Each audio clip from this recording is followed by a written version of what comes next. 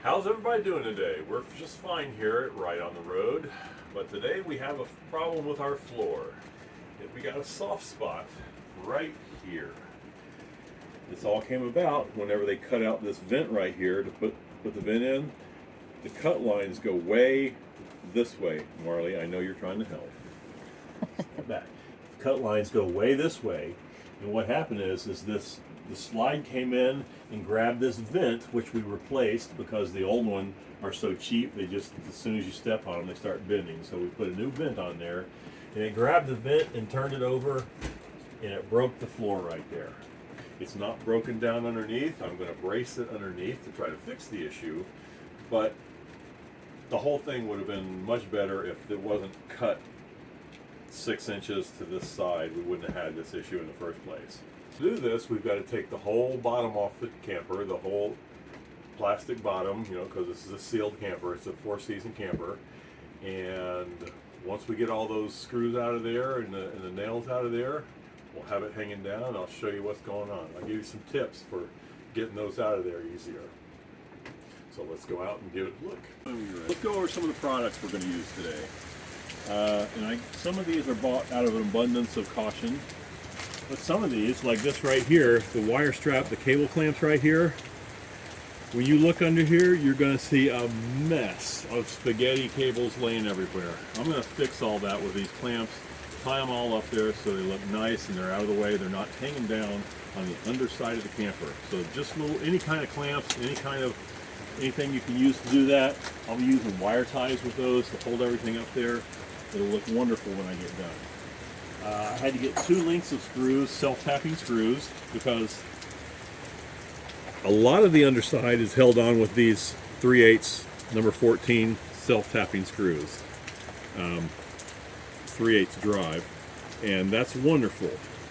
However, a lot of the underside is held on by these nails that are put in with an impact gun, and they just drive straight through the steel beam.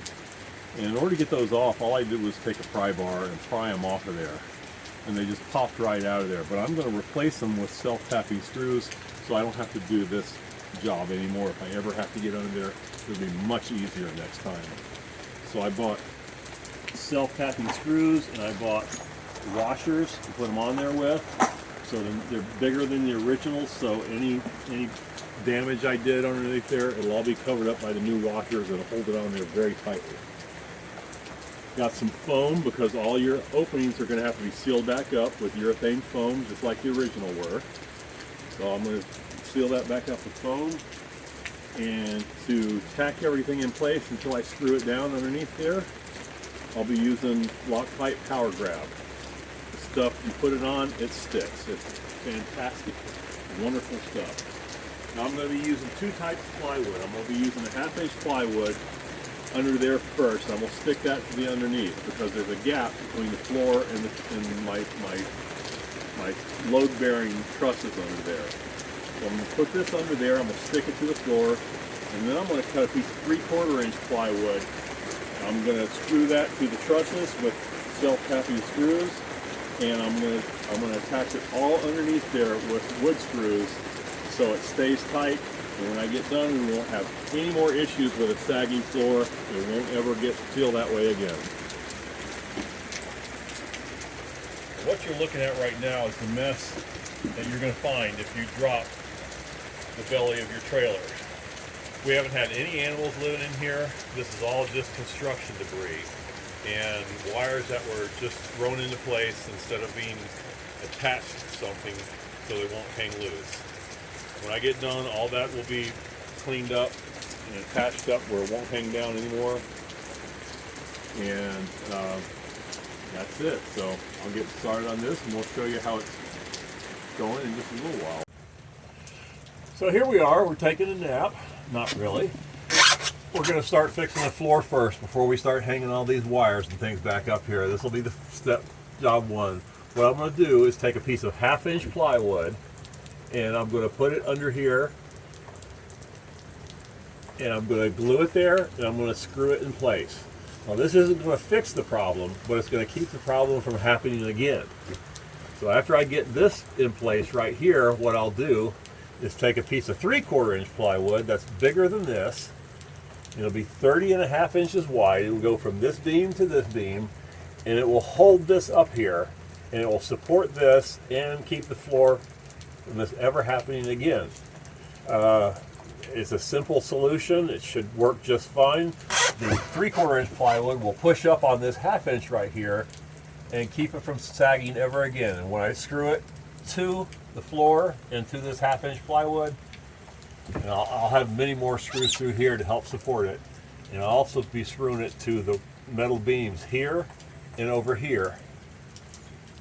That'll help keep things in place, and we shouldn't have a problem with this saggy floor anymore in this spot. Got the patch done underneath the floor here now. So remember what I've done. I've taken a 1/2 inch piece of plywood and I've glued it up underneath here, because these frames under here are about a 1/2 inch thick away from the bottom. So I've glued that piece of 1/2 inch plywood up there. Then I've taken a piece of 3/4 inch plywood and I have screwed it to the rails with self-tapping screws to go through that metal rail to hold it up there. Now after that, I've taken it, putting a few screws down through the field here to keep it tight. And just to make sure, I took a piece of 2x4 and put it up next to that vent, because that's the weakest spot there is. And I screwed that 2x4 in there. We've tested it, and it really feels good now. So I believe that fix is going to hold forever. So remember, we're working here with a sandwich floor, which is like a 1/4 inch plywood on top. We've got 1.5 inches of styrofoam and about 1/8 plywood on the bottom. So that's the sandwich we're working with. And that's what most camper floors are made out of these days. All right, let's have a progress report. So I got everything tied up here the way I want it to. Now it's at least hanging on straps from underneath the camper. We don't have anything that's going to be just laying on the belly without it strapped up someplace. All these things are strapped up around here. I got rid of all this excess wire and bundled it up so it's not such a mess. And after a couple of things, I got to glue the heating pad back on the gray tank over there, because it's fallen off. So I'll have to glue that back on before I put things back up. But I am ready to start putting the underbelly back on and closing this thing up and start putting things away. Just want to let you know everything's finished up under here. And remember, this is really a 2-day job. But if you get up early and you stick with it, you can get it done in a day. So just to recap what we've done here, we had a soft spot in the floor, and we shorted up underneath there with some wood, some plywood, and made sure everything was nice and firm again in there, and it really did a pretty good job under there. We had to take the whole underbelly down, and then all the wires and everything fell out of there where they weren't bundled up good. So we rebundled all the wires, rebundled all the vents in there, and everything looks good under there. Put everything back, got it all done in one day. Let's go on inside and let's see what it looks like. Okay, so we're inside here. I'm showing you the spot that we worked on right here. This is it right here. Everything good and stable again. No more mushing down.